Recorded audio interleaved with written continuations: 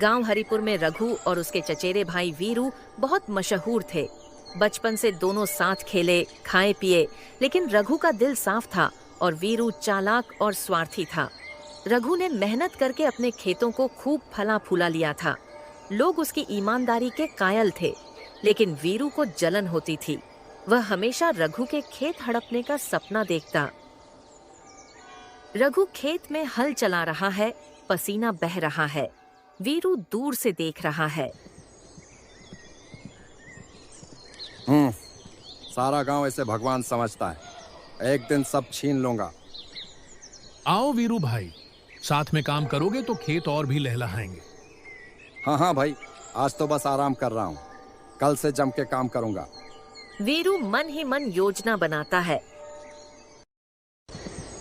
वीरू कुछ गांव वालों से धीरे धीरे बात फैला रहा है। वीरू धीरे से, तुमने सुना? रघु ने कुएं में कुछ मिलाया है। कोई कह रहा था लोग बीमार पड़ रहे हैं। सच में? रघु भैया तो बहुत अच्छे हैं। अच्छे दिखते हैं भाई, असलियत कौन जानता है? गांव में बात फैल जाती है। रघु, गांव में बड़ा आरोप लगा है तुम पर, कोई सफाई है? रघु आंखों में आंसू लिए, मुखिया जी, मैंने कुछ नहीं किया। माँ की कसम, मैं निर्दोष हूँ। वीरू झूठा गवाह लाकर, मैंने अपनी आंखों से देखा मुखिया जी, रघु कुएं में कुछ डाल रहा था। गांव वाले गुस्से में, ऐसे आदमी को गांव से निकालो। पंचायत का निर्णय, रघु को गांव छोड़ना होगा। रघु एक गठरी उठाए जा रहा है। माँ की माला हाथ में है। रघु मन में बड़बड़ाता है, भगवान सब देख रहे हैं।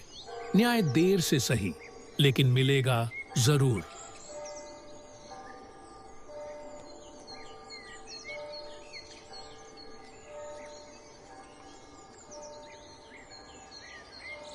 वीरू खेतों में खड़ा है, सूखे खेत देखकर परेशान। वीरू चिल्लाते हुए, अरे ये क्या हो रहा है? सब खेत बर्बाद, अब क्या करूं? गांव वाले भी उसे ताने मारते हैं। वीरू, झूठ बोलकर किस्मत नहीं चमकती। गांव बाढ़ में डूबा है। गाड़ियों में रघु आ रहा है मदद लेकर।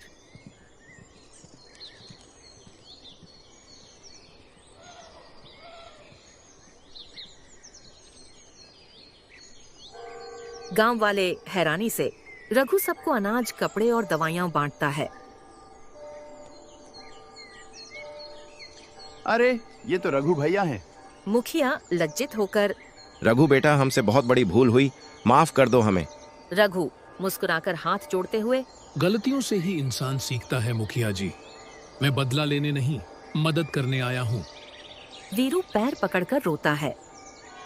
मुझे माफ कर दो भाई, मैं अंधा हो गया था लालच में। वीरू, तूने भाई को नहीं, खुद को धोखा दिया। देख लिया ना नतीजा। रघु वीरू को मदद देता है, लेकिन जमीन वापस नहीं करता। ईमानदारी ही सबसे बड़ी दौलत है, याद रखना। अंत में गांव वाले रघु के गुण गाते हैं और वीरू को सबक मिलता है। कहानी अच्छी लगी हो तो लाइक करें और चैनल को सब्सक्राइब करें, जिससे हमारी नई नई कहानियों की नोटिफिकेशन आपको मिलती रहे। धन्यवाद।